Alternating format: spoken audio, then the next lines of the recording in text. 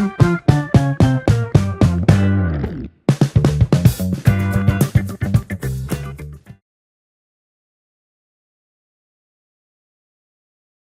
dialogue social européen comprend un volet intersectoriel et il comprend aussi un volet sectoriel qui se décompose en 44 secteurs d'activité, lesquels disposent chacun d'un comité sectoriel de dialogue social. Alors ce qui est intéressant pour nous en fonction des défis du moment, c'est que dans ces comités sectoriels, on a des partenaires sociaux européens avec des secrétariats basés à Bruxelles, mais ceux-ci invitent leurs membres nationaux et régionaux à participer à nos échanges. Et donc il y a environ 3 réunions annuelles pour chaque secteur, au cours desquelles la Commission entend les messages passés par les entreprises et par les travailleurs dans ces 44 secteurs.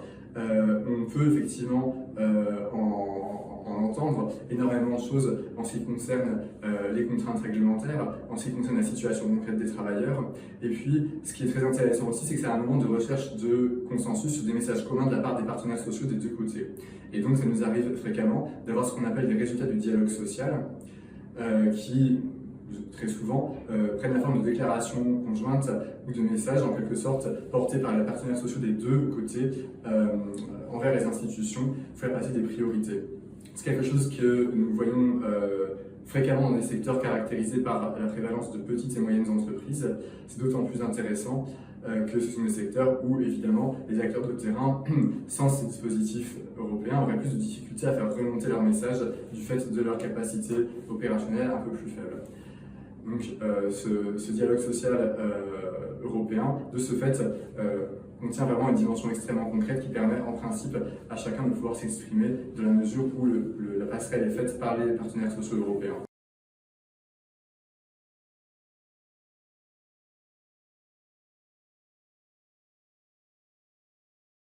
Nous sommes au démarrage d'un nouveau cycle politique de 5 ans et il est très important aujourd'hui de refléter dans les politiques sociales davantage que par le passé les enjeux de compétitivité. Il s'agira du point de vue des employeurs de favoriser les conditions de l'emploi, c'est-à-dire d'attirer un plus grand nombre de personnes sur les marchés du travail et en même temps de favoriser le développement des compétences, c'est-à-dire de permettre de développer la productivité du travail en Europe dans un contexte démographique où nous savons d'ores et déjà qu'1 million de personnes de moins seront présentes sur nos marchés du travail avec le vieillissement des populations et la réduction attendue des populations en âge de travailler au niveau européen. Il y a donc beaucoup à faire et les partenaires sociaux ont un rôle important à jouer et Business Europe sera partie de ces discussions.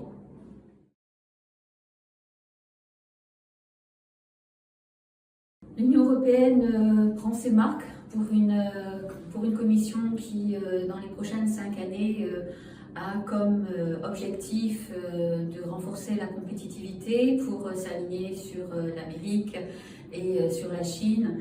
Clairement, le mouvement syndical européen est très à l'écoute, mais aussi participe très activement à la discussion parce que une caractéristique fondamentale de la compétitivité en Europe, c'est effectivement le modèle social européen.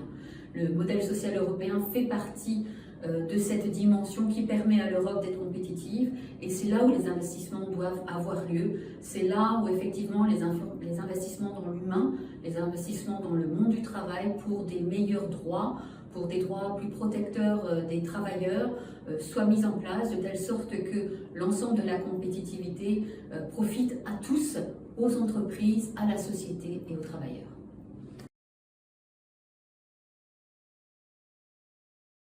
La première priorité, c'est la question des compétences. Il faut absolument qu'on agisse sur ces compétences, que ce soit dans la formation initiale, les compétences de base, ou que ce soit dans le développement des compétences des salariés. Très attaché d'ailleurs sur ce volet-là à ce que ce développement des compétences se fasse en tenant compte de les aspirations du salarié et des besoins en compétences de l'entreprise.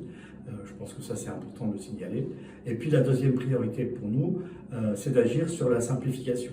Il faut avoir une façon d'aborder cette question de la simplification qui ne soit pas une superposition à des mesures existantes, mais qui soit une autre manière de penser. Je pense que la première simplification consiste à penser petit d'abord avant de vouloir travailler sur le problème des grandes entreprises. Pourquoi? Parce que jamais de la vie, jamais une petite entreprise est un modèle réduit de la grande. Et donc à partir du moment où on pense grand pour aller au petit, forcément on fait une erreur. Et que si dans cette opération de simplification, on peut inverser les facteurs, penser petit et puis ensuite aller grand, là on arrive à des mesures qui sont vraiment simplificatrices et qui sont compréhensibles par ces chefs d'entreprise et par ces entreprises TPE-PME.